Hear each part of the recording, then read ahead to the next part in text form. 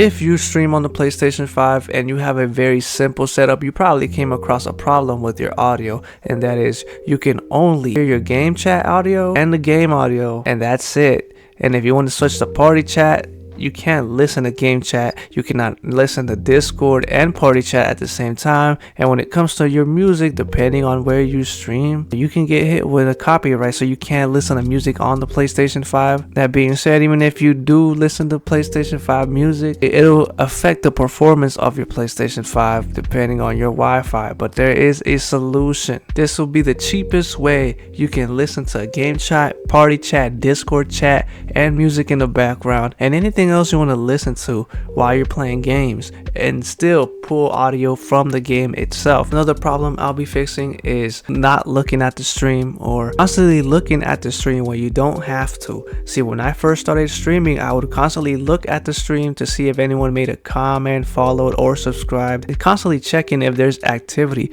And in the middle of a multiplayer game, I wouldn't do as good because I would constantly look at the stream even though there was nothing happening, and that would consistently distract me, and I wouldn't be able to truly enjoy gaming and at the same time pay attention to what's going on stream. So I wish there was something that notified me where I could hear that there is activity on the stream. But first, let me explain what you need.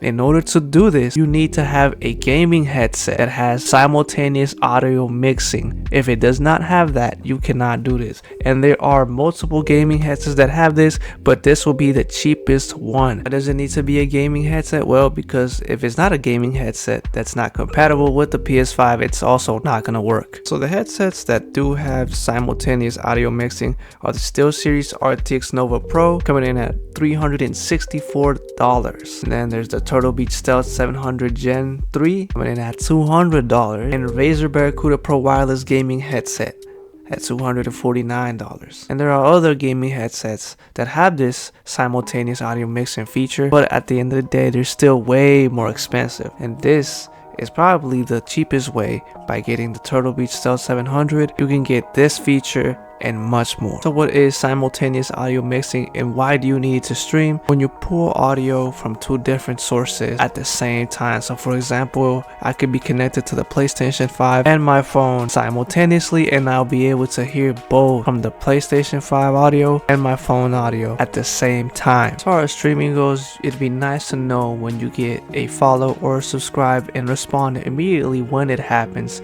not when you choose to look at the stream when you're playing games. This is a Turtle Beach Stealth 700 with the cheapest. I'm going to show you how to set it up in a way that makes sense for your stream, and this is assuming that you already have a PlayStation 5 streaming setup just like mine. It's a very simple setup, so it shouldn't be that difficult to do. And if you're confused, then that means I'm just very bad at explaining things. But here we go. So I stream on a laptop that's connected to the capture card, and that capture card is connected to a ChatLink Pro, which is connected to the PlayStation 5 controller, and that's how I pull audio from the PlayStation 5. And the capture card is also directly connected to the PlayStation 5. Now that we got that out of the way, I'm going to show you how to connect the Turtle Beach Stealth 700 with the PlayStation 5, along with how to make it work with your stream. So the Turtle Beach Stealth 700 come with two dongles, right? Two USB, and there's one that says USB and there's one that says Xbox. You're going to want to get the one that says USB. Then you're going to want to get that USB dongle and put it in the back or the front of the PlayStation 5, but preferably in the back. That way your PlayStation 5 looks better. And just my opinion though, when you turn on your PlayStation 5, it should automatically connect to the headset. To turn on your headset, you just hold the power button until you hear a little beep, and once you hear it, it means it's on. Then you're going to want to go to the Bluetooth button and press that and hold that until you hear Bluetooth pairing or a little beep, which is pretty much a prompt that lets you know that it's ready to pair. And you can pair it with anything like your phone, your laptop. In my case, I'm going to pair it with my laptop.